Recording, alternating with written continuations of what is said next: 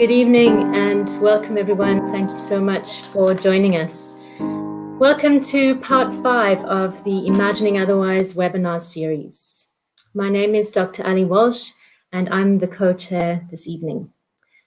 I'm based at the University of Leeds in the School of Performance and Cultural Industries, and I'm the principal investigator of a team working together from Bottom Up and the Tshisimani Centre for Activist Education in Cape Town.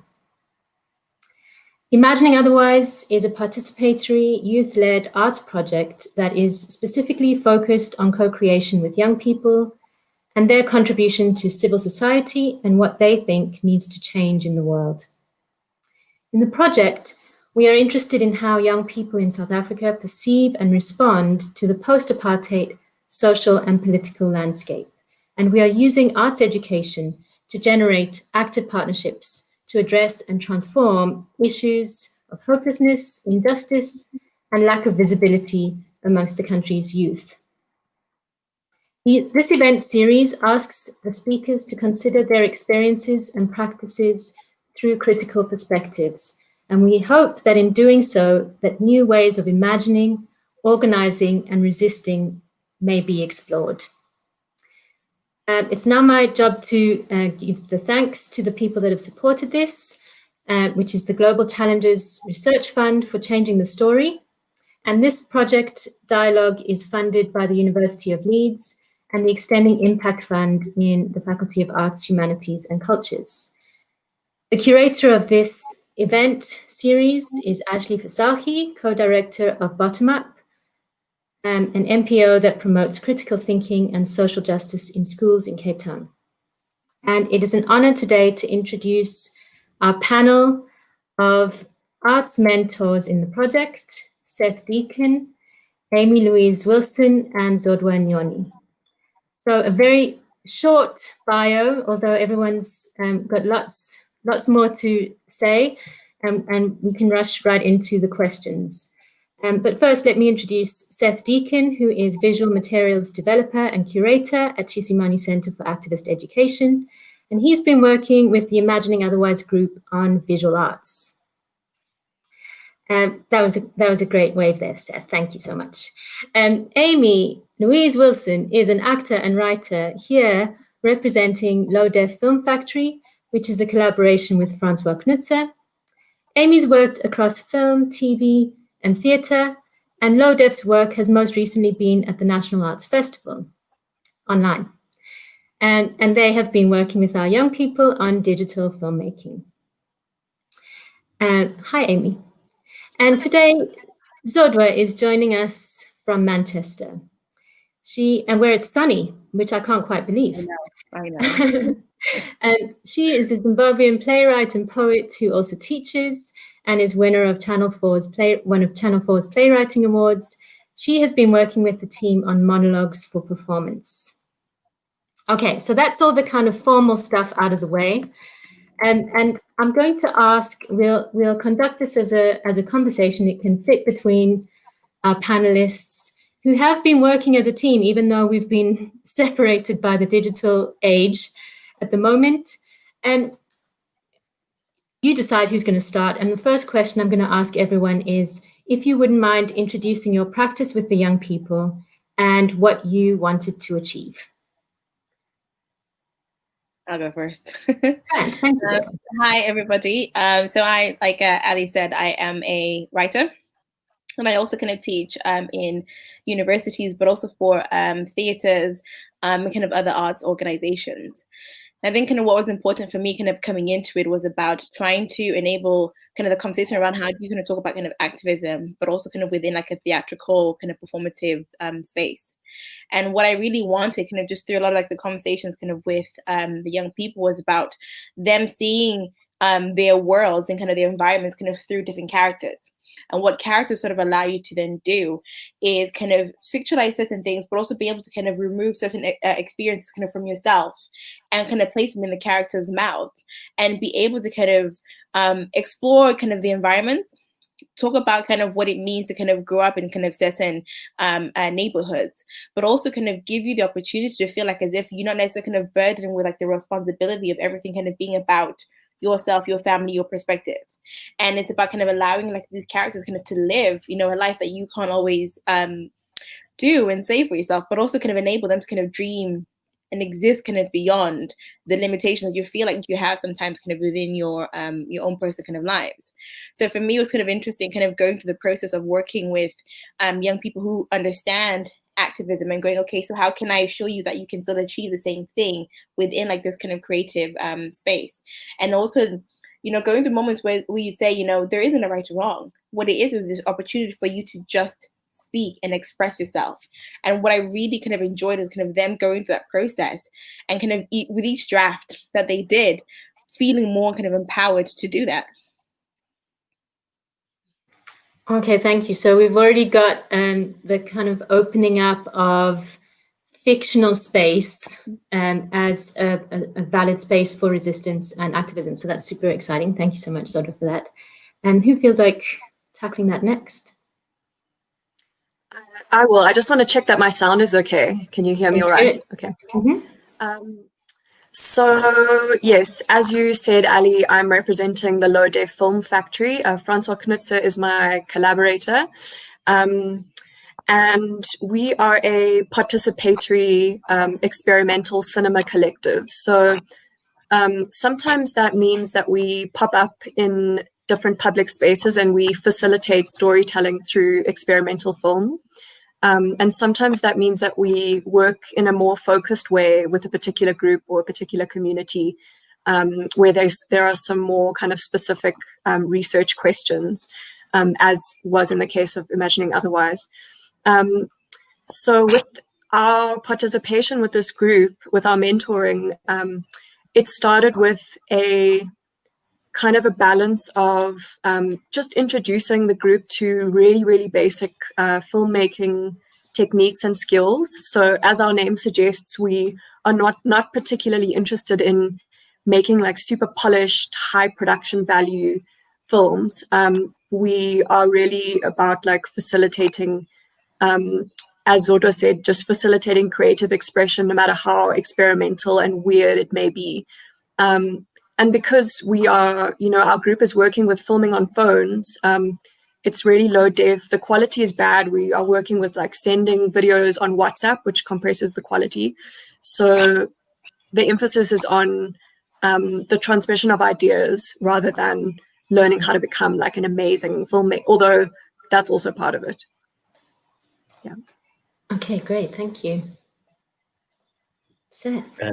Yeah, that leaves me. Hey, so yeah, I think for me going in, so I practice visual arts, and at Tshisimani we've worked a lot with using creative expression and experimentation with activists who may not have much creative experience, but are, you know, as ways of sort of getting them to think beyond the possible, the sort of limits of what we're told is possible in the current context.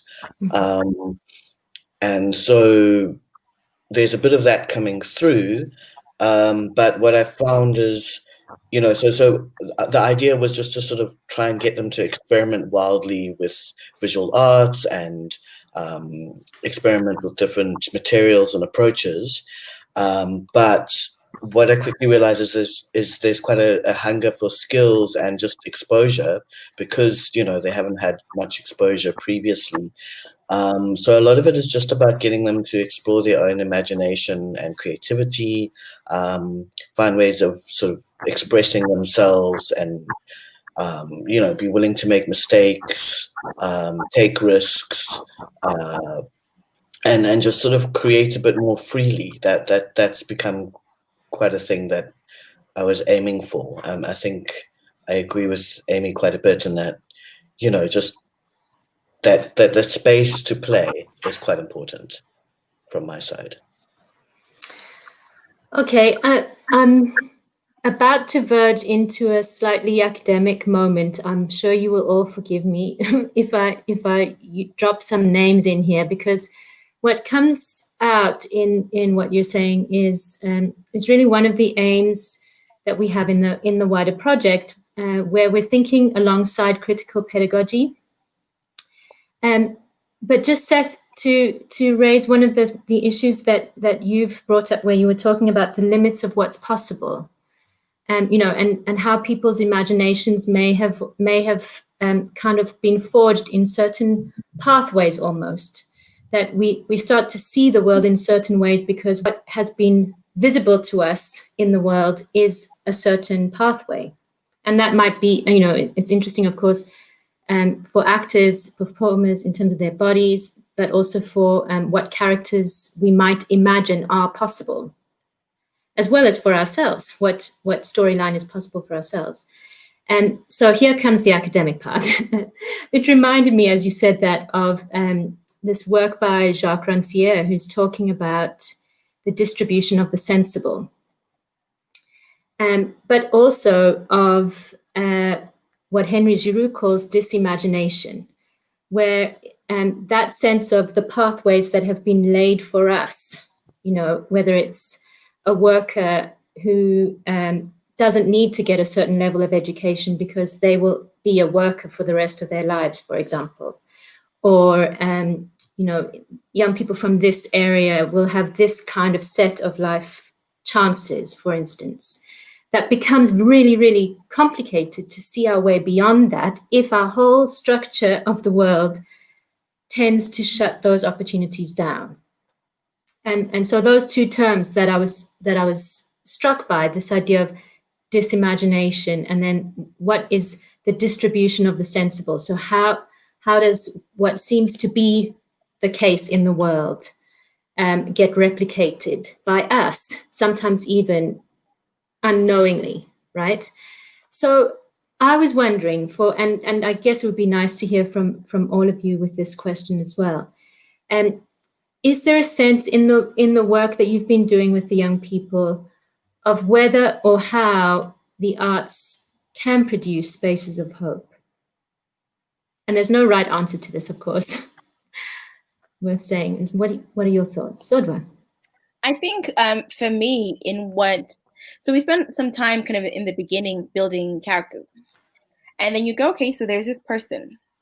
What would you like this person to be like? What do you think their hopes, their dreams, their fantasies can be? And you go, but it can be anything. So yes, they can be born in Cape Flats.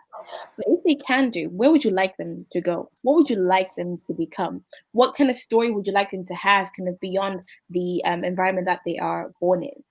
And by kind of allowing them to kind of do that and kind of creating these fictional characters, it removes from your kind of personal point of view, because what you'll then do is you'll think about it in the confines of your existence. And you go, yeah, but I don't have the money to do this. And I don't have like the education to do that. And you go, but if your character then has all of the opportunity ahead of them and you can create a future that you want them to have, where can you go?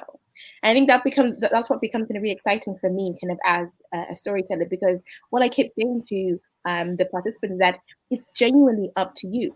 You can make a series of choices as to where you want this kind of fictional character to go. So when we think about it in relation to your life, you go, oh, okay, so if I can have a series of choices, where would I like to go?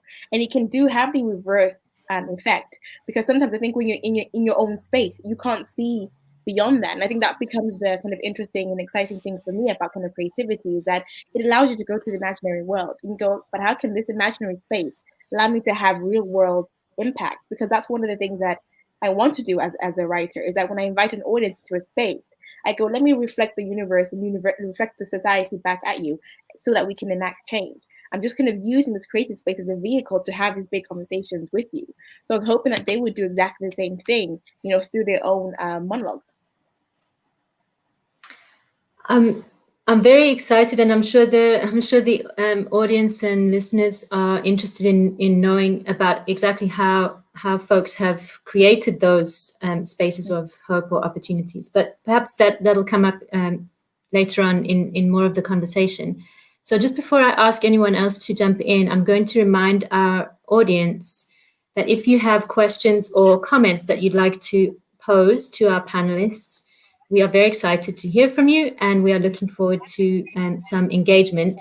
And we will definitely have time for them to answer your specific questions. But in the meantime, if Seth, did you want to jump in there?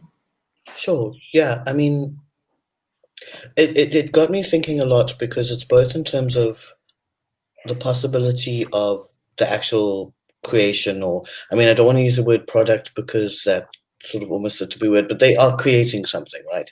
And like both in terms of, you know, I got all excited at the beginning and showing them a bunch of things they could do, and yet they sort of still very much were like, no, but we can do a drawing. And I you know, it sort of got me thinking in terms of that talks a lot about risk as something you're more willing to play with if you've got lots of resources, because your precious nice paper is not going to be exhausted if you don't like the results, on the one hand. And on the other hand, you know, we did a little exercise that was sort of a little bit reminiscent of some other work we've done at Tshisimani, but for them, and we asked them to sort of plot their neighborhood visually, like a map of it, or however they wanted, both as it is, and then like imagine their perfect neighborhood. And, you know, the results were quite diverse in that, you know, I tried to emphasize as much as possible that they could really have anything there, literally anything, you know, to the point of flying cars. And I realized in some cases, even things that exist in the world, in some cities in the world. So, for example, the idea of like pick up and drop off bicycles were quite, you know, are. And then if I'm honest, the concept seems pretty absurd to me because of where I live. You know, like what? But there's this idea, you know, so sort of this people kind of were very much in the current economic model, which is completely understandable because, you know, most of us working in activist work struggle to think beyond that. And then at the same time, there was quite a lot of hope in that some people, you know, literally came up with the most fantastical city that, you know, had portals and entertainment for everyone, and which is fantastical. But, you know, you can draw inspiration from that because what you're saying there is everyone's needs need to be met. And also what you're saying is, and I think this is a big thing I realize is another reason people don't imagine further, especially maybe when we're young, is there's a fear of ridicule in a way, like that you're being silly or over the top. And that goes back to what you were saying, Ali, about like, no, that's not possible. Don't be silly. Be realistic. Don't embarrass yourself by thinking you can do all these amazing things because, you know, that's not what is done. So I think for me, that's what came out in terms of specifically that point. I wonder if there's something else that might connect what you're saying there, Seth, to what Amy was talking about before in terms of play. And you know, it might be a kind of function of how schools are working in South Africa at the moment in terms of how much time and capacity children and young people have to play, in terms of what responsibilities they may have at home when they're coming home. They're not just coming home to, you know, change into their cool clothes and then play with one another. They're coming home to do chores or to look after their siblings or to obviously do homework. I know everyone's thinking about homework right now. Don't worry too much about the homework. Listen to us on this talk. But do you think, Amy, there's a connection there about play that you'd like to pick up on, perhaps? Yeah, I do. I think what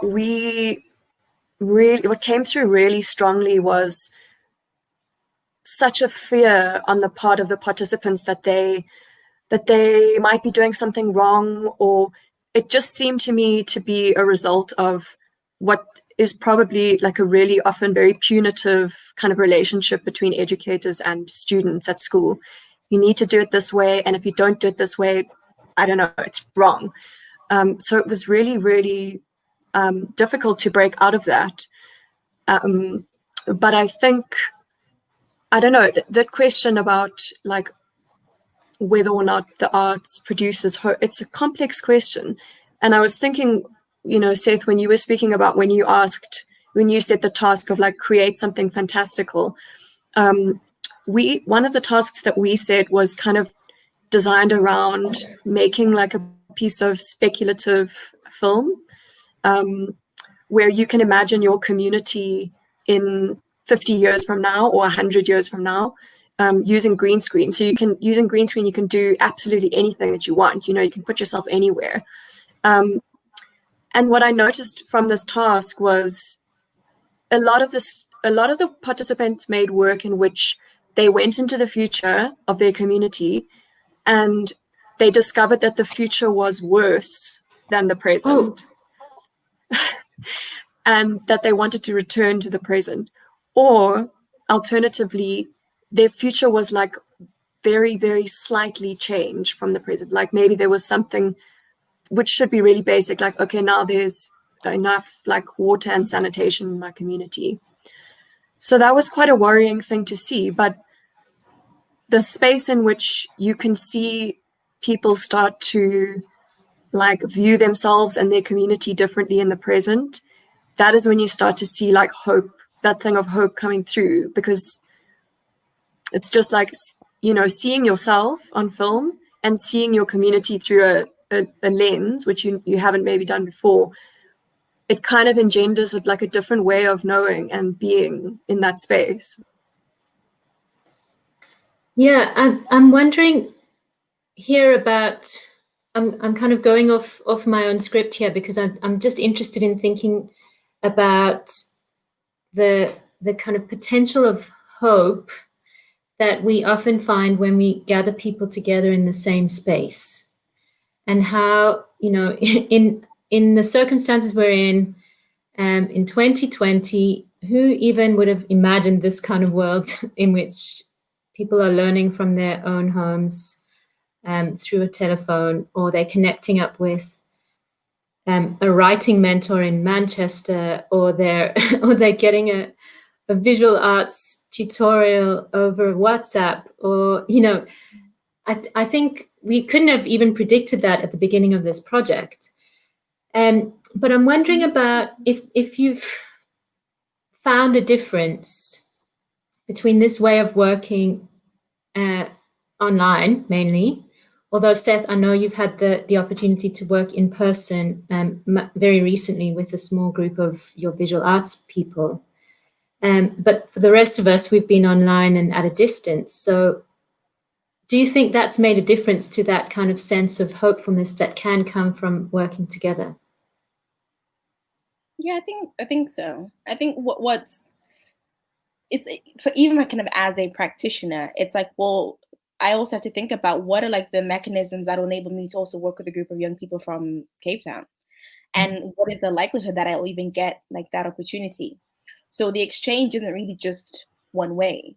It isn't just kind of me constantly kind of imparting kind of information and finding out information to them on how to structure a monologue. It's also about kind of learning what does it mean to then be a young person growing up in Cape Flats. What does it then mean to kind of figure out your creativity kind of within this framework of a screen?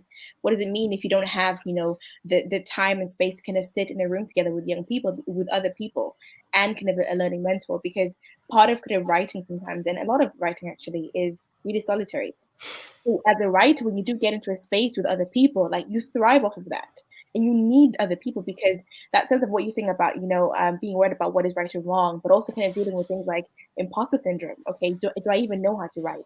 Am I even the right person to even tell this story? You need that, because then other people be like, oh, I feel exactly the same way too. So now we then have to figure out, how do we then build that sense of like unity and community on the screen, whilst also dealing with like, oh, is connection gone off?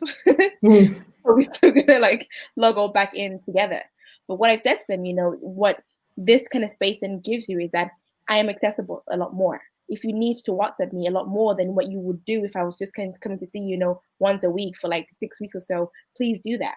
Because what I'm also missing as a tutor is that I'm not in the space with you to be able to kind of learn more about you, to see how you kind of move in the space, and we feed off each other's energy. And I like that. I like being in a room with you. But I want to make myself available to you, because this process of developing creative work is not just about the product at the end. It isn't. It's about kind of your creative journey along that process. So my job as a tutor is to create that space for you in any which way that I can do. If it's us having another Zoom call, cool, let's have another Zoom call. If it's about, you know, you being able to text me your monologue on WhatsApp, please do send me that. So at least I can have that chat with you. Send me voice notes, because I know that's important for you to not only build hope about the story that you're creating, but also about who you are as a writer. Okay, thank you. I mean, I feel like I want to send you a monologue on WhatsApp right now, but I might wait till the end of the session. Amy, did that strike anything in your mind, that point? Sorry, I got distracted because I was reading Alex Sutherland's very good question on the yes. corner. I apologize. No problem. I was just checking if you wanted to reply to that question of the space and working together, or how you've kind of counteracted that.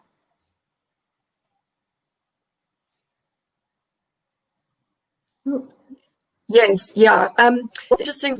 Had worked together with a few members of the group in person, real life workshops before we started this project. And so it was almost like we had a test group of people who we had begun working with in person, and then people who had met us only for the first time online, which I think is a really challenging thing, because it's like, who are these people? Like, why should I trust them? You know, what do they want from me, kind of thing. So it takes time to build that level of trust online. It happens much more quickly in person. However, that being said, I think the participants were really surprised by how much they could do, like from their homes and online. I think they really surprised themselves. At the beginning, I think they were a bit skeptical, like, I've never made a film before. I don't have the first clue how to do it, and I don't have any space in my house. I have like people always walking around and noise and all of these challenges, but I think they really surprised themselves, and definitely surprised us with the incredible work they were able to make under these circumstances.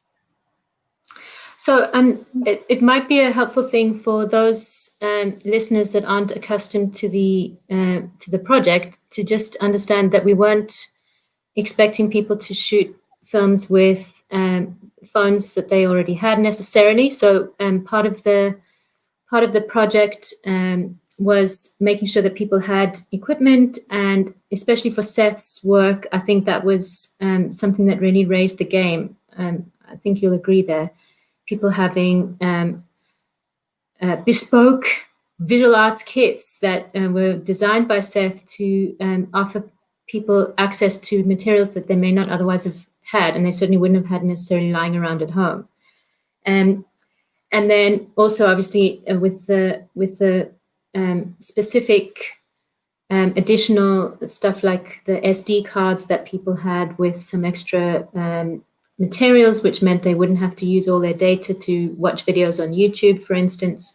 So for anyone listening who's thinking, gosh, how did you manage to get people online all the time? You know, that was part of the project design as we went through, where we realized folks needed to get access to various bits of equipment and to be able to engage that way. But thinking just about what you've said now in terms of, in a way, that risk that people have taken to trust you three and Francois, as well as our project team, that kind of chimes with what Seth was talking about earlier as part of that experimentation. And so what we often see with arts training and, you know, folks that go on to study in higher education and do degrees in whatever arts subjects, we're constantly being told about, you know, the value and the virtue of risk, you know. But to me, as I was thinking about this in terms of this project, those ideas can sometimes be this binary between like what's risky to do and then what's safe to do. And to me, sometimes that also replicates a lot of privilege.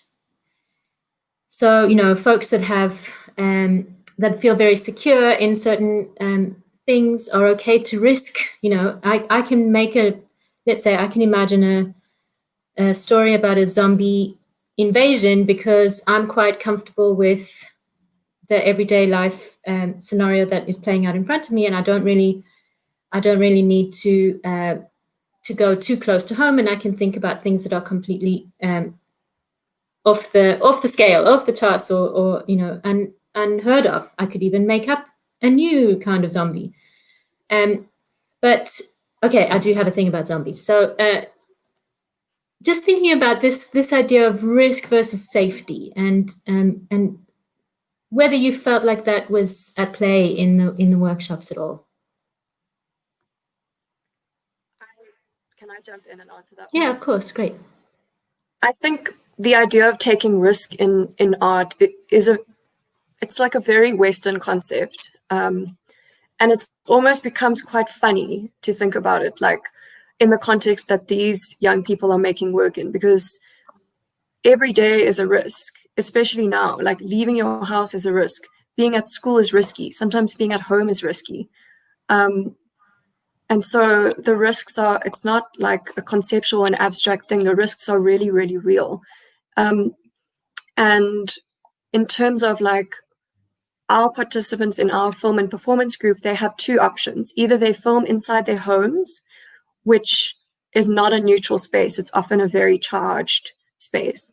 Or they film outside in the street or around their community, which is also often a very risky space.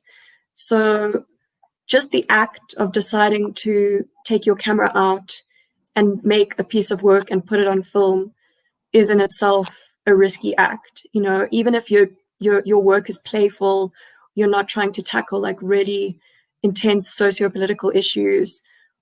Just the making of the work itself is already taking a huge risk, I think. And the other thing is like, you know, the expectation upon a lot of young people to perform a certain identity at home or in a public space. Like, it's a risk to start to think of yourself as an artist or start to practice as an artist. It's a risk because maybe it's like at school you have to perform a kind of a masculine identity or, you know, any type of thing. But yeah, I think I don't know if I'm making myself clear, but yeah. No, I think I definitely kind of agree with that. But also, I think as a writer, because it is such a private space and it can be such an emotional space to kind of feel like you are exposing yourself, that is such a risk. And I think with the writing as well is an element of being self-aware. And then also then I have to analyze the world. And then if I decide who I'm going to create a character about, I'm also then having to analyze my mother, my father, my cousins, my friends, the person who lives down the road, and be like, well, what sort of human are you? What sort of function do you have in society? And having to pick those things apart, that is a risk. Because what you may find within that, if you create, because there've been quite a couple of stories that were about family members, and you have to come to that realization, actually, I'm writing about a parent who is incredibly flawed. And maybe as a mother didn't love and give love and show love in the way that we, quote unquote, expect a good mother to do that. So how do I write this narrative about this mother that sometimes is functional, but isn't really emotionally present in the way that I want them to be? And you have to be in that private space to do that work. And then equally as, you know, as a tutor, I have to come in and try and negotiate, well, how do you allow somebody to go what also feels like a therapeutic process, but also a creative one in the same time? And I think kind of dramaturgs who are able to kind of balance those things are one of the best dramaturgs. And I think I'm constantly trying to make sure that I am doing that with other people, with other writers, because I know how important it is to try and mine out those emotions, because those are the things that are going to then fuel the creativity. And also saying to them, you know, being in that space, in that really risky space, is a skill that you then have to manage. It is. Because what I also don't want you to do is get lost in that and get lost in all like the negativity and all the ideas that we have about what does it mean to be creative and you must suffer constantly for your art. No, there's something that you can also learn how to kind of manage in order for you to kind of create your creativity. But it does not come without work. And I've had to say this a few times, you know, that your monologue is not going to come to life maybe in one draft. It might genuinely be about 4 or 5 different drafts. And also when we think about the performative element, you might not nail it in the first time. You might nail it in the 20th performance. A lot of it is risky, particularly when you then also showcase a lot of that personal information to a public audience. They genuinely might come out of it and be like, I don't like it. but what does it matter to you? What does it mean to you? And are you then satisfied with that final draft, a piece of work that you then deliver and share, and you go, actually, no, that was the process that I need to kind of go through? It is incredibly risky, but also incredibly affirming. It sounds like in each of the different art forms, these things are at play in slightly different ways, but it seems as though there's kind of there's a commonality of the kind of attempt. So the practice, what are we going to try and practice? You know, as Amy says, going out on the street or even trying to film a thing is the risk, or submitting a first draft that you might think is okay, but it ends up getting some feedback. But then there's also the kind of personal hopes and fears probably that are at play in trying to see yourself as an artist. So while we get Seth back, Seth, we are very glad to have you still. While we get Seth back, I was saying, if you know, it seems to me that that's a kind of another layer that the project seems to be also then doing. It's not just the skill, but also what is it to be an artist? Yeah. What is it to think and play and present yourself as an artist? So yeah, quite exciting. If you're okay to jump in there, Seth, how does that strike you? I sort of missed it. I feel like I missed a little bit of a crucial sentence there, but yeah, I don't know. I think a lot of it is also just about that sort of the confidence is a big thing, and I think I was listening to Amy and Zodwa, and I think an important thing is that yes, you have that sort of daily risk, but it doesn't take away from the fact that there are still all the emotional risks of putting yourself out there and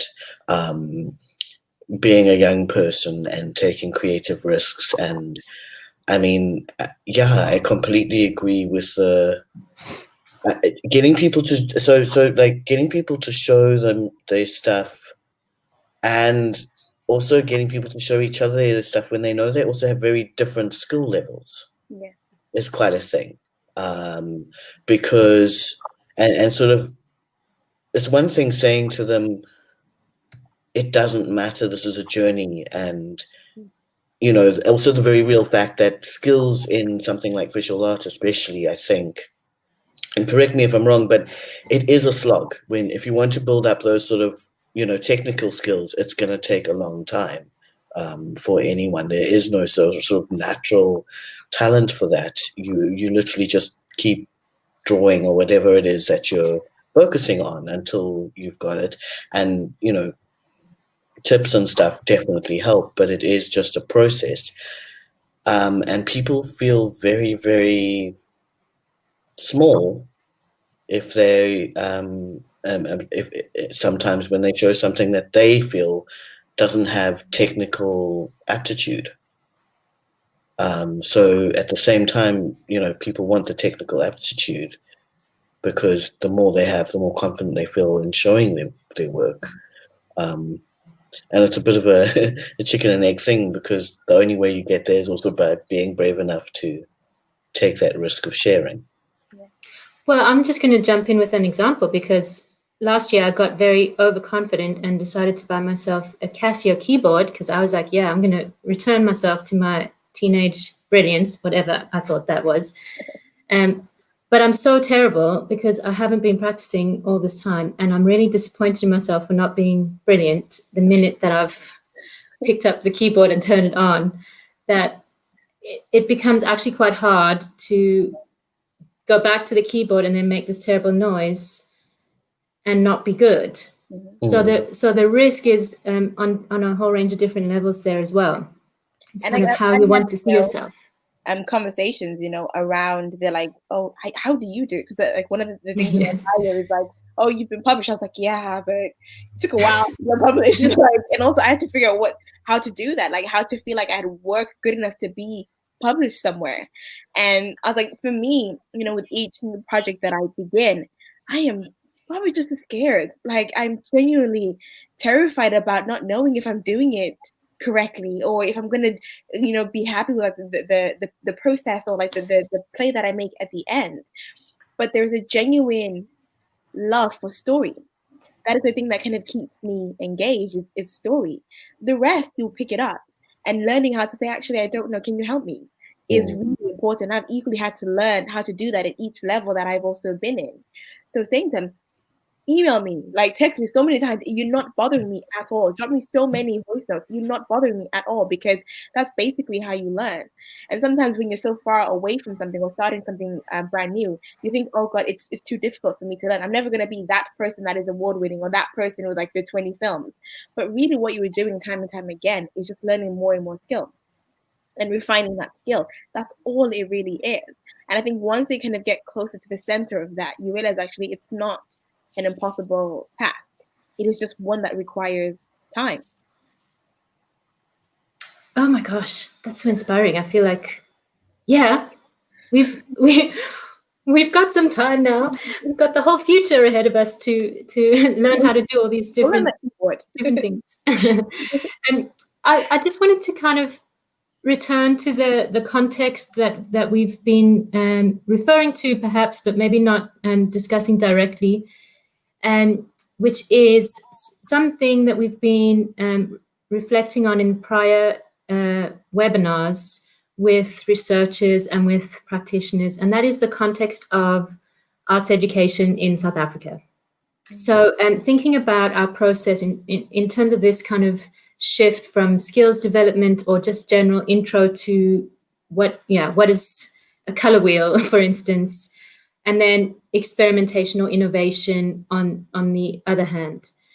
And it was very sad to hear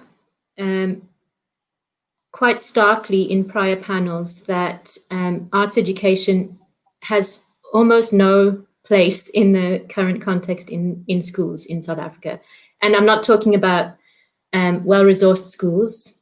I'm talking about the majority of the schools in the country are just, there's no space in the timetable, there's no trained teachers, there's no equipment, and there's definitely no emphasis on those subjects that we are all talking about, the ones that encourage you to fail, experiment, explore, play, in the context of your school day.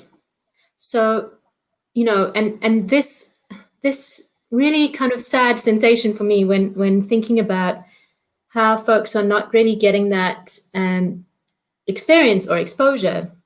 They don't really have the opportunity to play an instrument necessarily in the context of school. And also they're not getting that exposure with experienced practitioners. So as people that come with that label, if you like, so, visual artist or playwright or actor, writer, that you're confident enough, at least in some parts of your life, to carry that as a label for yourselves. And you are the practitioners and tutors that are working with them in this project. Do you see any emerging issues with this kind of context that I'm referring to? I feel like my question's a bit unclear now, but no. Does that spark anything for you? I think I can't specifically talk about South Africa, but I can talk about the cut of kind of arts courses kind of in England, and particularly kind of in high school. And I think like what happens a lot of the time is that you can teach a subject and teach kind of like the basic kind of ins and outs of science or whatever. I think what happens with art is that not only are you kind of learning like the historical foundations and kind of the practicalities of kind of creating a piece of art, but it's also a learning of who the person is and whether or not education sees that investment as being just as important as them knowing that textbook as well. And I think that's where the loss is. And I think that's what a lot of I'll teach workshops outside of universities, a lot of kind of art spaces. And what happens kind of in that space is that when you're able to then have a conversation, they'll go, oh, but miss, did you know this thing also happened in my life? And oh, but miss, you know, there's this other thing. And oh, miss, this is like my view of the world. And they don't necessarily kind of get to have that space, you know, in between, you know, 8 a.m. and like 3 p.m., you know, in high school, because that's not what they're asked of them. And I think that's what becomes the shame, because I think school should be more than just about that space where you just kind of learn about what's in that textbook. It's most about how do you kind of grow a person, because you have that person, you know, from like year, or in high school, you have them from kind of year 7 up until kind of year 13. That's a long time to hold somebody. That is a long time to shape and mold somebody. So to then kind of remove the opportunity to kind of have those kind of arts courses is a shame, because then you're not allowing kind of that full growth of who they are. And I think as I've kind of gotten older, funny enough, with a lot of like my friends, our conversations have been about, you know, I wish I'd also kind of learned, you know, emotional maturity. I wish I'd also kind of learned, you know, how to kind of creatively approach an issue. And then you're having to kind of learn these things once you then kind of leave like that educational space. And it's a shame, because then there's some people who, you know, will find out that maybe they're not necessarily going to be, you know, best in like STEM courses, but they can be great in other things. And they still have worth when you go do other things. Academically, I didn't really do well until I chose English and the arts. I was kind of okay, but I really started to shine once I was able to kind of find my niche. But if I didn't really have that if I didn't have that space, I genuinely wouldn't have been a writer. I just genuinely wouldn't have found the arts, because I came across the arts outside of education. And that's kind of the key thing, is like, so when I make the effort to go in and work in schools and kind of universities, part of my lectures in university are not only about, let's help you kind of create your work and fulfill that assessment, but in that whole 3 hours that I have you, can we just take a moment and talk about what does it mean for you to be an artist? What does it mean for you to be kind of a creator? Because I know how important having that kind of grounding is once you then go into the industry, because there's going to be so many other things that you have to learn. And whether or not you have like a BA in something, sometimes isn't really the skill that you need, you know? I also think, like, as South African artists, we have, well, maybe I speak for myself, but I think many of us have almost given up on the government, like, prioritizing the arts and taking the arts seriously at a policy level, and given up on our current minister of whatever, sports, arts, condolences, congratulations, witchcraft. But so then what happens is it falls upon, you know, established artists to take the role of mentorship really seriously, because if it's not going to be happening in schools, as Zodwa says, it needs to be happening in other spaces. And I think many artists, if you speak to them about their own kind of creative journey, there was often an individual who said to them, do you know that you could be an artist? Do you know this is an option for you? Do you know that this is actually a real career? Or recognized some ability that they had that, you know, was different from other people. So that's, I think, what it means is, like, exposure becomes the most important thing. Like, just being exposed to different kinds of art, different kinds of people, and different kinds of possibilities of what, you know, you might be able to be in the world.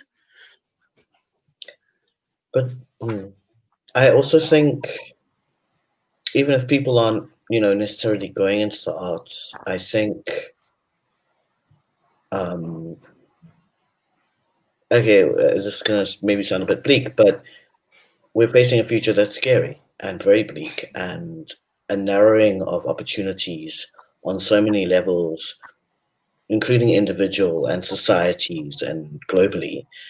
And what we're doing is we're also confining young people's minds, and we're saying on all those levels, we're gonna equip you with a very limited tool set. You know, and this is just like my opinion and feeling on the matter, but we're equipping you with a limited tool set. We're not equipping you with the ability to make your own tools. And maybe this is going to get a bit of a weird metaphor, but we're not equipping you to make your own tools. We're not equipping you to create your own solutions to things. And I mean, in a strict sort of economic take on this, you know, people talk about entrepreneurship and stuff, but I think for me, it's a lot bigger than even that. It's how can we relate to each other differently? How can we create new realities? How can we change the way, change our power relations with each other.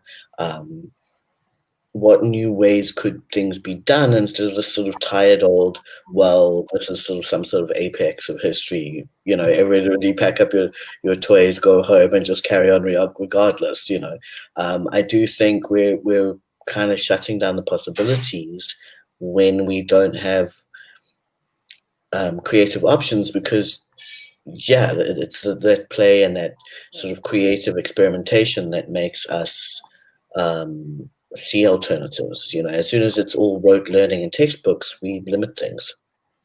And it's such a skill, like just on a practical level, just to be a freelancer.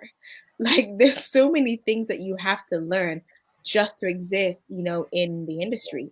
You're not gonna get that if all you really taught is like one path. Like when I think about, just what a year will look like in my life, I'm probably meeting like 10 different organizations, then going to so many different networking, then I learn how to apply for grants, learning how to do all this stuff.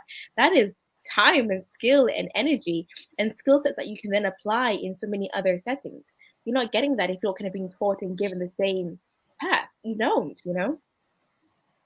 So I'm really intrigued by where we've gone with this point, and I think Seth, it's completely right that you're bringing up what you were calling a bleak point, and your colleague Alex has given us a question in the chat, which is going to come up on our screen. And Alex was saying, how do we balance a you can do anything approach with a critical structural analysis of inequality that very often provides huge obstacles to that? And I think this speaks to what Seth was just saying in terms of this balance that we have needed to think through in the project as well. Like, of course, having access to materials or having access to you beautiful mentors and having that kind of direct line, if you like, to developing their skills is not the same as, a free ticket to the Oscars. And how do we also at the same time engage our young people in that difficult job of the structural analysis? Let's see. This is a $54 million question, everyone. Go for it. I think what's always been important for Francois and I in our work is to emphasize the idea or to kind of shatter the idea that filmmaking or performing is a specialist kind of engagement thing where you need to really be a pro and you have to have all these cameras and like you have to study film and know how to edit and stuff. We try to kind of shatter that idea that it's like this gatekeeper thing that you can't get in. It's like an industry of Hollywood, white people making movies on a red carpet, whatever. And I think once participants start to see what's possible with nothing, it's very interesting what starts to happen. Like one example is one of our participants said to me, I really want to make a music video. I love, like, she's a rapper. I want to make a crazy music video, but I need to raise money for a studio. And we sent her an example of a video that we did with someone else, which is literally putting a green screen up in her house. When I say green screen, I just mean like a piece of green fabric. Putting a green screen up in her house, putting like a bedside lamp on her, wearing some kind of cool thing that she had in her cupboard, and filming with her phone. And we just like edited it with green screen, and it was really, really amazing. I don't know if this is answering the question, but I just feel like what is possible from the place that these participants are at is more than you can imagine at the beginning. And I think part of it for me, what I did was that I was also really honest about the landscape of the arts and what it means to exist in the arts. Because one thing I genuinely have an aversion to is like this glorification of like, you must suffer for your art. And I'm like, nah, I don't want you to suffer. No, I'm going to tell you about like practicalities and how those practicalities kind of exist. And yes, they are gatekeepers. I'm not going to lie to you. Yes, they are. And yes, you'll find that, you might not, get your work published by so-and-so because they only publish a narrow kind of view of, who they think your character is or who they think kind of you are. That is a reality. But what I will require of you in order for you to kind of power through all the challenges that you have is that above all, you are certain about who you are as a writer, because then you will stick by those ideas. And when you then face, challenges, or you face people trying to kind of lessen your voice, you will know exactly from what point you're speaking from. That is all I require you to have, because when you have kind of certainty within that, that's going to make you sit down and write when nobody's looking. That's going to make you sit down and write when nobody wants to commission you. That's going to make you sit down and write when you feel like there's no resources, because you will genuinely kind of have the will to want to do that. So it's a hard challenge, and it does always feel bleak sometimes, but then the joy comes when you finally make your music video and it actually looks pretty cool and you get excited by that. Great, thank you. I think Seth's already kind of launched us into this point, so we don't particularly need to ask you again. But obviously it's something worth carrying in mind. What we're going to do next is just take another of the viewers' questions that's going to pop up on the screen. And I think this one is from the wonderful poet Jenna Gardini. And Amy would like to speak to this one. So Jenna's question there is, did you find that the students needed templates or examples in order to engage with the tasks that you gave them? Yes. So it's a really good question. At the beginning of the process, we had a lot of participants asking us, Miss, please send me an example, like, please show me what other people are doing. And we resisted because we didn't want people to be influenced by each other's work and all making work that looked the same. But then towards the end of the process, one of the tasks that we set was responding to videos that already exist. So we gave the participants a list of, quite well-known experimental film videos that they could watch and choose from. So there was like an Arthur Jaffa video. There was some seminal film, feminist film experimental videos. And their task was to kind of watch through those videos and decide which one they wanted to respond to, and then make a video in response to that video.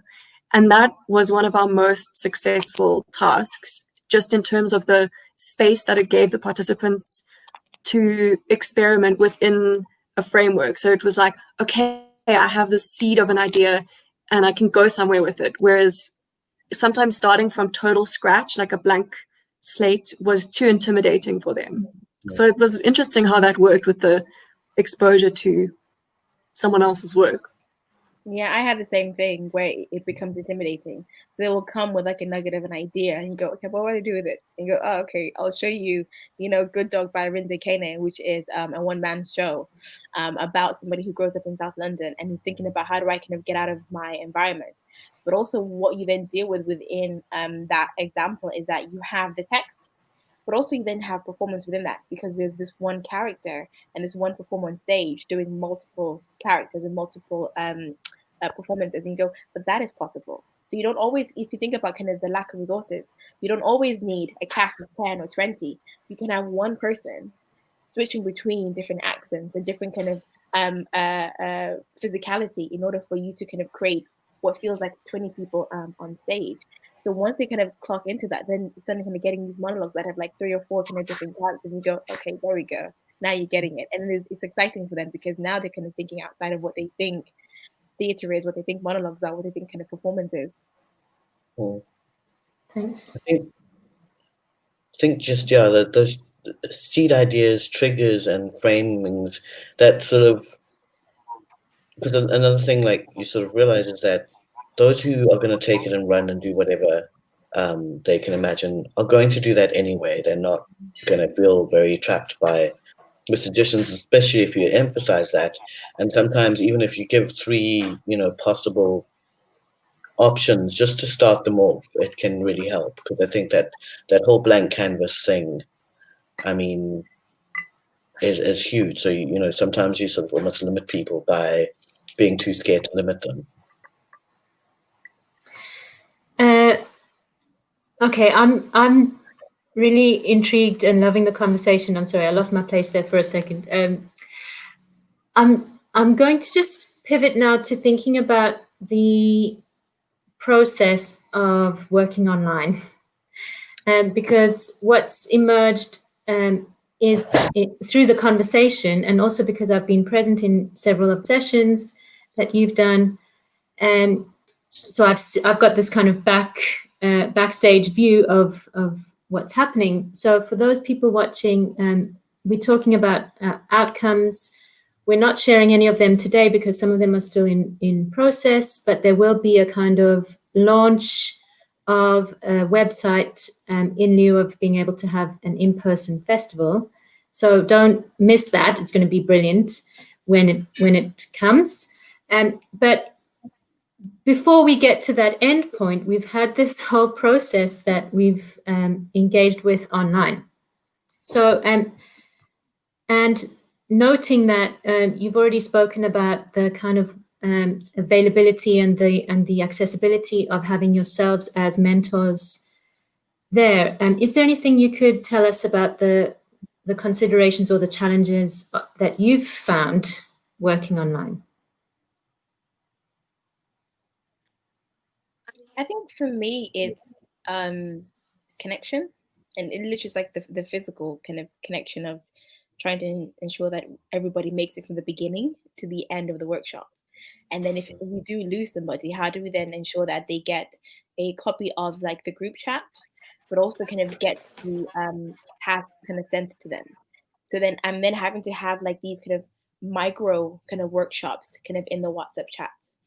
And you having to kind of facilitate that because it's important for them to kind of stay on task and make sure kind of everybody feels like they're kind of going to get to the end of the process, which is kind of write their monologues and not kind of get left behind because there's a lack of resources. And that's not what you want. You don't want somebody to feel like as if, well, because I don't have this, that means I can't participate. So that you're having to kind of manage who is in this week, who wasn't there the last week, but how do I make sure that everybody kind of gets to roughly kind of a similar point? Because having kind of worked in a lot of kind of disadvantaged kind of communities, you already feel like there's a lacking in a lot of what you don't get. So when you're kind of given a platform, you want to make sure that they make it to the end of that process, because your voice matters just as much as anybody else's who has all of like the resources and the platforms. So I think for me, like as instruction, kind of a lot of like my workshops, I have to then start to kind of break it down and go, okay, realistically, what can I do, let's say within, a 20-minute slot, a 10-minute slot, a 5-minute slot, if I do kind of cut out. And then you have to kind of be strategic in everything that you kind of do in order that the aims are achieved. But it's definitely kind of different to anything I've ever kind of done before. But in persevering, I guess, with it, for me, was the idea of knowing that there are these young people in Cape Town, in their own homes, who you are going to help create something new. And that is most important than trying to go, oh God, this thing becomes really frustrating. The outcome for what you can provide to them is far greater. And the reach is far greater, because I'm not going to get to Cape Town tomorrow, Thank you. Seth? Tactility is like, you forget, well, I forgot maybe, because it's also been a little while since, I had to actually teach sort of art skills, and tactility is weirdly important to visual arts, and a lot of it is showing and doing, and just things like how materials interact with each other, and textures, and oh, look, what if you nudge this a little bit this way? Also, why do you like this particular creature or symbol? What does it mean to you? Which we got to do in the more physical workshop, but it was a big thing, because like it's really hard to do that over Zoom, and we did try and do some things also over WhatsApp and little sort of videos, of stuff, but of course, again, the quality is, you said, because it's not just about the results, it's also about you can't actually see what's going on properly, to engage with it. So yeah, that sort of physical interaction and then the naturalness that comes when you just sort of chatting about something and easing into topics and stuff was missing quite a bit. And I mean, there are advantages in terms of the reach and such, but I must say that that part kind of killed me a bit trying to work, around those issues. Okay, great. I think Amy wants to share some images. Is that in answer to this point? Not really an answer to this point, no, just like, okay. It's just so, I'm just very excited by some of the work they made, and it's hard to speak about them without getting a glimpse of them. Excellent. So what we're going to try and do is bring those up on the screen. Perfect. Can you tell us what's going on? Yes. So this was Gomez's video in which he was responding to a piece of experimental video, like a really, really crazy experimental choreography video. So he's just like in his room, just going crazy. Yeah, let's see a couple more. So these next couple of images are a participant, Nicole, who has such an incredible eye, and just, yeah, that's her, and just kind of walked around her community and really just shot things that were visually interesting to her. And just amazing to see like what is possible in the way that like she captures the everyday. The image that's on the screen now is Peacemore's video, in which he goes into the future. And this was a video, Ali, that I was talking about, when he goes into the future and he realizes that the future is worse than the present and he wants to come back to the present. And then this was a video in which this participant, Talent, she was responding to an experimental feminist film in which a woman it's like about isolation and solitude, which is very apt for the moment, where she's just like alone in her room for a week and she's kind of just interacting with all the materials that she has. A really beautiful and like moving performance. And then this was a video in which Peacemore was responding to an Arthur Jaffa video. He was experimenting with found footage. So he took all of these famous speeches of like a speech that Mugabe made and a Zuma speech, and then he mashed it all up with like monologue stuff that he performed. So it was really, really amazing to see the way that he was engaging with found footage to speak to these like, very current political issues and also like issues in his own life. There he is there, walking streets of Delft.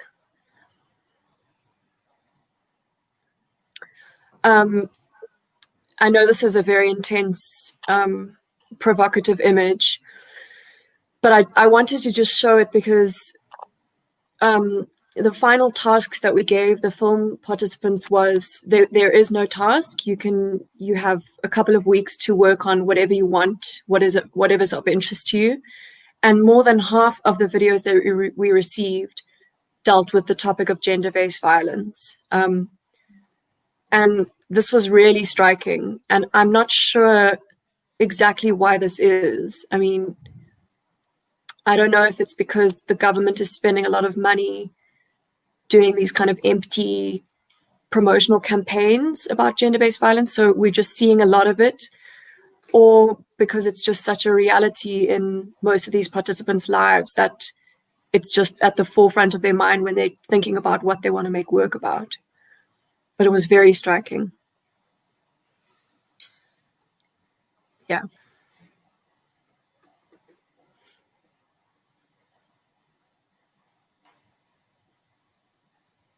Thanks, Ashley. Okay, gosh. I'm sure there's going to be folks that have thoughts cropping up or questions that emerge having seen some of those images. And in the meantime, while we are getting some comments through or questions for you all, I've got 2 more questions left.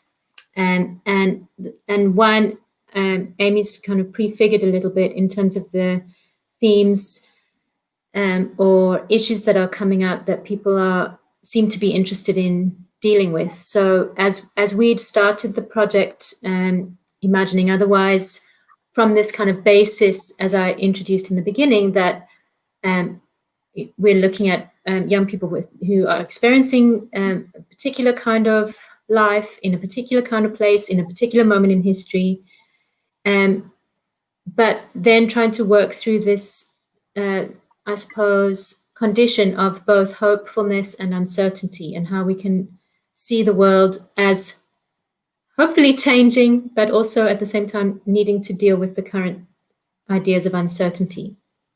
I don't know if there's any themes or thoughts that you have noticed that the young people have been starting to engage with. I think for me, education as like a means of a way out came out quite a lot. The idea around power and status, particularly around women, that came out quite a bit, and also how much agency do women have to provide a happy outcome for themselves? That came out a lot. And I think part of like the reframing was around them thinking about women making a series of choices that leads to kind of the outcome that they want, rather than assuming that there's somebody who will come and save them. So how do we think about kind of like women's empowerment kind of within like their monologues? And usually like, in the framework of like a boyfriend who was also kind of involved in some illegal activity, or it would be, something around like a blesser kind of type person coming in. And it's like, okay, so for your characters in particular, for the women characters, what are the things that we can imagine for them that enable them to kind of have that power? And I think it became more of kind of a debate really about, are we saying that there's a difficulty in imagining those things because just for women in general, there just isn't that pathway? So what is that we'd like to then do to enable kind of that pathway? What would you like to kind of happen to enable that pathway? And I don't necessarily think like the outcome at the end was about kind of providing the answer. Sometimes it came about actually having the realization that actually, I think we need to kind of think about what happens if your government doesn't come through for you then. So in what small ways in your environment can you then think about creating agency for yourself?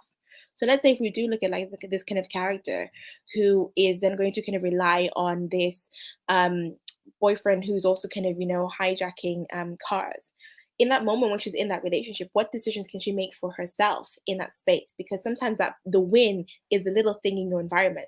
And then you then have to think about, how do I then feel empowered in myself to then go tackle the big things out in my neighborhood, in my society, against kind of my government. And then you realize actually that when we look at kind of creating change, sometimes it isn't about kind of saying, okay, let's address like the massive thing in front of you. Sometimes it comes down to go, okay, let's start with the first step. And the first step in our case became about, well, who are these characters then? Where would you like them kind of to get to? And how does that then reflect your own personal thinking, like as a writer? Because ultimately what writing is just a series of choices that you have made.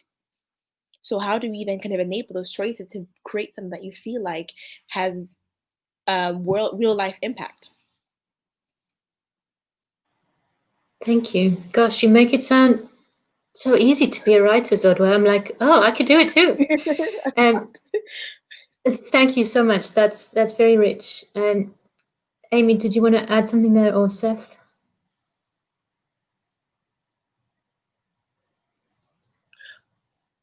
Yeah, I mean, I guess I have like just a short answer because I was just thinking about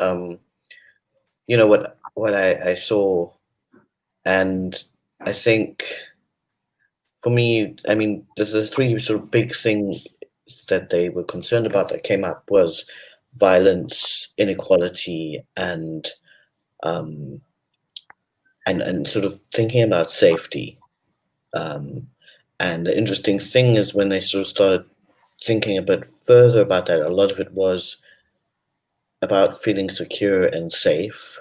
And it was interesting because some of them, when they were asked to produce something that talks about sort of the inner world or the inner self, came up with something that almost like an avatar that symbolized power, protection, being respected, you know, being able to take charge of a situation and you know, sort of protect those around them as well as themselves, which I found quite telling and interesting. You know, and it was also really interesting because, you know, through the visual tasks, you know, people would talk about little stories, like little sort of incidents would come out, or, you know, and also how spaces were often could flip between spaces of safety and spaces of danger, you know, and, you know, sort of being, you know, sort of knowing the local sort of some of the local gangsters' names, and sort of how that sort of, you know, had that sort of ambivalent feel to it, and there's sort of a little bit of a giggle when that came up, you know, and that, you know, almost daring each other to say it kind of thing. So it was just very interesting seeing how those ideas manifested, both when they were talking about their own individual experiences and when they were talking about their neighborhoods. Yeah. Thank you. Okay, I think there's a kind of question that I'm going to ask now that's rounding off from me, but hopefully we'll have 2 or 3 other points that we come to from our audience, and that's kind of zooming out a little bit and asking you from your perspective as the mentors, if you had to think of any top tips for other people mentoring young people in the arts in these circumstances, what would you like to tell them?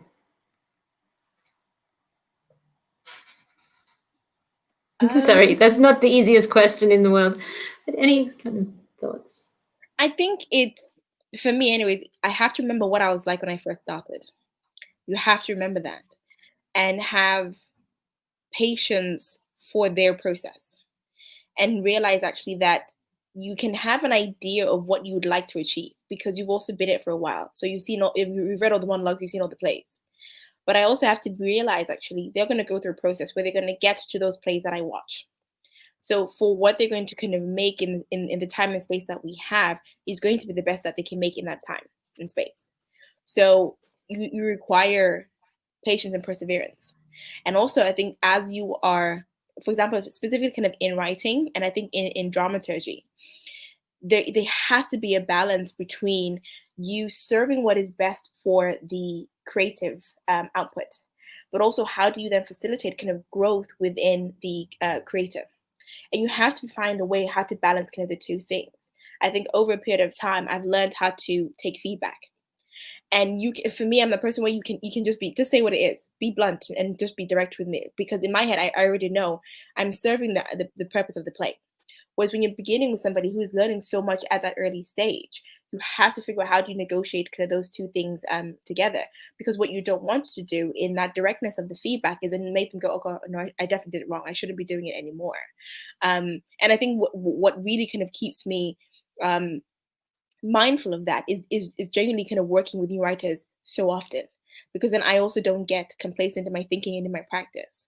So I remember what it feels like when it's fresh all the time. You have to have that patience with him. Okay, thank you so much. I think go for it, Amy. Yeah, I think something that's really, really important is just trying to find a way to build trust. It's so difficult to do it online, but it's really crucial, because if you don't have that, it's so difficult to get into that creative space. And something that was really, really helpful in the process was creating spaces where the participants could see each other's work and feedback on each other's work, just like spaces where there could be some kind of sense of community and not feeling like they were always making work in isolation. And our weekly workshops, we started to kind of show little snippets of each person's work and have people ask questions and make comments and have the creators do like little mini artist talks. And it was really, really helpful. I wish we had kind of thought of that kind of structure a little bit earlier, because it really motivated people, and I think it made them feel like they were part of a community. And And then finally, just really keeping a finely tuned eye to what is interesting to each participant, and zoning in on that, like what is interesting about this project to them, and what do they enjoy and what are they good at. Because like we had one participant who turned out to be an amazing like stop motion animator, and one participant who's basically taught himself how to edit video, and you know, one participant who is like a rapper. And such a great variety of skills within this project, and focusing on that and drawing those things out was really important. Thank you. Did you have a thought there, Seth? Yeah, no, I think that the patience thing just is such a big thing. It's also patience with yourself. I mean, I find, I don't know, I might be alone here, but the Zoom screens, because often connectivity is such an issue that, you know, they go blank, and there's a sort of, I find myself sort of feeling a little bit hesitant because, you know, you don't know how you're being received, and that is intimidating, even if you do have some experience. And having a bit of patience with the process, and that the feedback will eventually come, and also check-ins, regular check-ins. And I think also just, you know, if group things, it's okay if groups sometimes are quiet and people don't want to, because I'm so used to that group feedback thing. Like I was taught that that's the way you do things, but it's intimidating. So it can be, you know, even if that's sort of maybe the Holy Grail, it can be individual check-ins, just repeated individual check-ins, and that's okay. So, I'm aware that we've got a couple of points that have come up in the comments that we might want to visit, but I'm just going to consolidate this point about feedback, because to me it seems like actually a very useful. Maybe we've come up with something here that's like a politics of feedback that is a kind of awareness as an artist and creator oneself, of what is the process of feedback about. Yeah. So I guess, and this is also across our understanding of education as well. So I think we have a comment from one of our participants. Yay, Tahira, nice that you're here with us. Who's talking about this kind of the ambivalence of the structure of education as it is, as not allowing opportunity for play, and that what you are taught within the current model is, you know, this very just follow the rules, and you're not going to pass if you don't follow the rules, right? And in that sense, if you think about this in terms of what you've started to describe here as the politics of feedback and creative feedback, and this question of failure actually becomes important. So you know, obviously for young people at school, no one wants to fail. Mm-hmm. But as an artist, part of what you've each mentioned in different ways is the usefulness of that risk. Am I going to try this and it's not going to work out? Mm-hmm. Am I going to, you know, mess about with a whole afternoon of footage, and then it might just be rubbish, but what I learn is don't take your phone out when it's raining, because I've still learned a thing. Yeah. And I might have not got my footage that I wanted, but I've learned a thing that's very helpful for next time. So in that sense, I'm also kind of trying to come back to the point about the politics of feedback. And it seems to me that what you're talking about as mentors is also that capacity to not impose your own pace or aesthetic onto the young people. Does that sound right? Is that accurately reflecting what you've said? It is, because I think ultimately what you want them to do is create what is authentic and true to them, not what I want them to create. That's a very different thing. And I think if I then apply my own process and practice onto them, then they're not really going to find their voices. And it honestly, it's such a difficult kind of line, particularly when you start editing things and you're doing a script because you go, okay, should I change that line, and what is the meaning? So you have to be in discussion. And I think that's the beauty of kind of these writing workshops, that the thing that I thrive off the most is being able to talk. And I think just talk with you and figure out who you are, you know, as a creator. What is your purpose? What is your goal?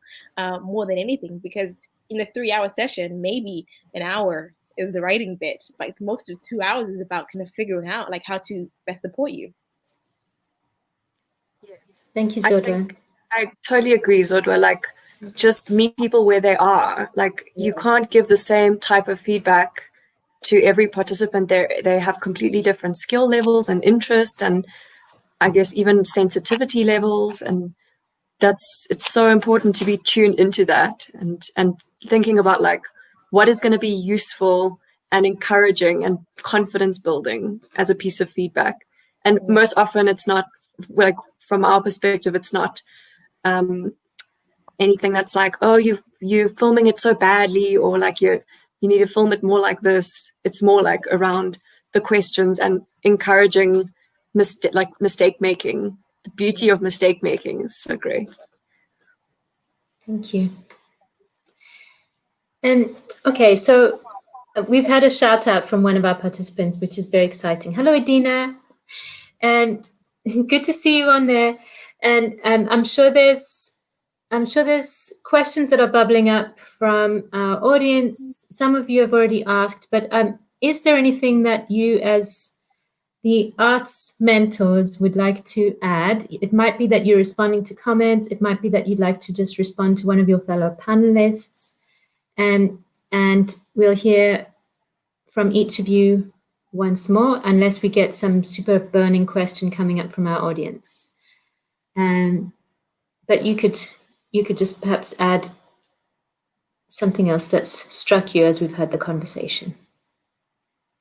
I think for me, in terms of kind of like working with kind of the young people and also kind of trying to kind of enable their growth, is equally kind of being able to kind of take the feedback myself and learning actually maybe theater and monologues wasn't for somebody else.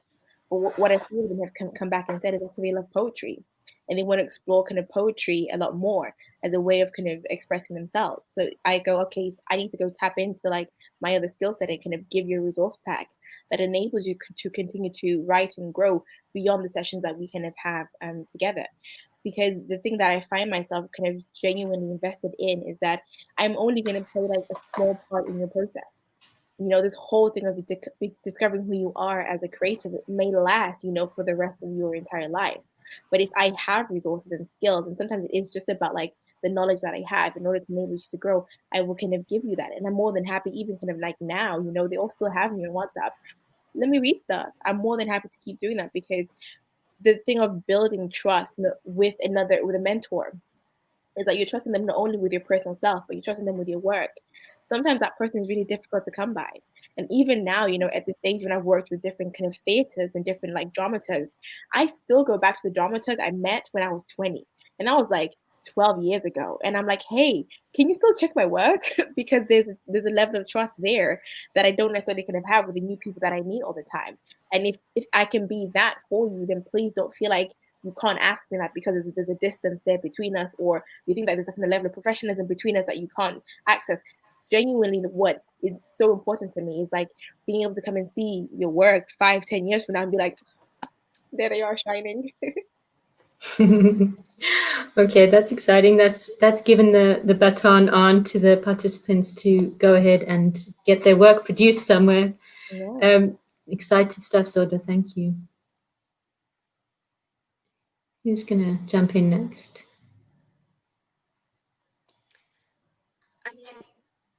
I think just thinking about the context in which this project played out, it's such an extraordinary moment in global history, and to be a young person at this time in South Africa it's completely uncertain. No one knows what the future holds, and the whole time we've been doing this project, the young people have been at school and not at school, and at school and not at school, and I don't know what's going to happen next year. I don't know if I'm going to have a career. I don't know what's going to happen with my parents' careers.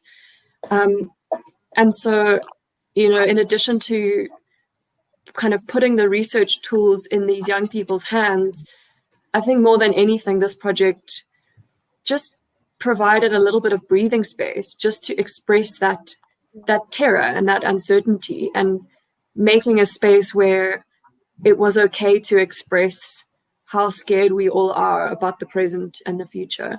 And it comes through in all of their work. And I think it's an important thing, and it's an important moment in time to capture.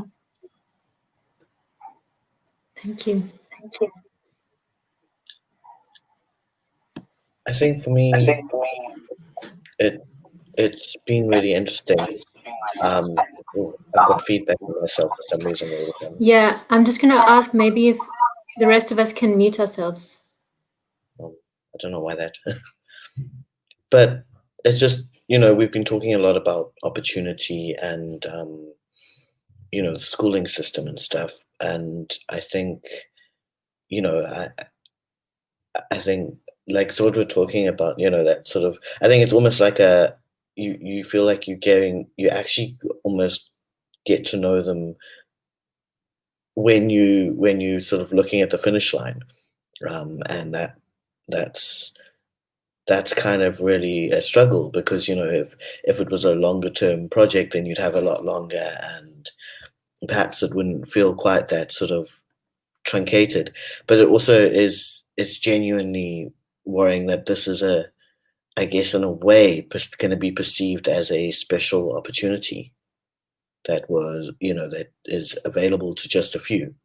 And it really shouldn't be. It should be a stock standard, regular, consistent, long-term opportunity for everyone to engage with this, especially in the current situation. So I think that, I guess it's less a sort of summary, just more of a pressing thing, thinking about it, like the fact that it's this sort of rare opportunity, is sort of this idea of these little programs that happen. Yeah. Okay, thank you so much. I think there's maybe some gauntlets thrown down for the future, for philanthropists, funders, folks that want to see a future of hope and self-worth and ambition and utopian thinking and social change and social justice, that the way to get there, or one of the ways to get there, is by consistently valuing young people's participation in, as Seth is saying, this kind of project. Yeah, it's a kind of amazing idea, and one that I hope we can see happening in our lifetimes. I'm going to pause it there for now. I feel like we have so many more things that we could say to one another. You are all incredible and wonderful humans. We've had a beautiful conversation here tonight, and I'm sure our audience has also got a lot out of this. And just to say, although we don't yet have exact dates, it's going to be useful for you to follow Tshisimani and Bottom Up for updates about the outcomes, when we're going to have those online. And we look forward to sharing this process with you. And obviously, because it's also going alongside a research project, there will be other kinds of outcomes as well. So there'll be the artistic outcomes, which will be on a website, and there's also going to be things that emerge alongside, including a toolkit for arts and social change, which is what I'm super excited about, in which we'll be highlighting some of the amazing process materials that our artist mentors have used along the way, their tasks and ideas, as well as obviously the processes for trying to make this happen in grassroots contexts across the world, hopefully. So to each of you three, thank you so much. I'm sure from our participants watching, they're doing some shout outs at the moment. I'll just do the wave your hands to thank you very much. And to our listeners and audience, thank you for joining us, as well as a huge thanks to Ashley and Helene for hosting behind the scenes. And we'll call that a night. Good night.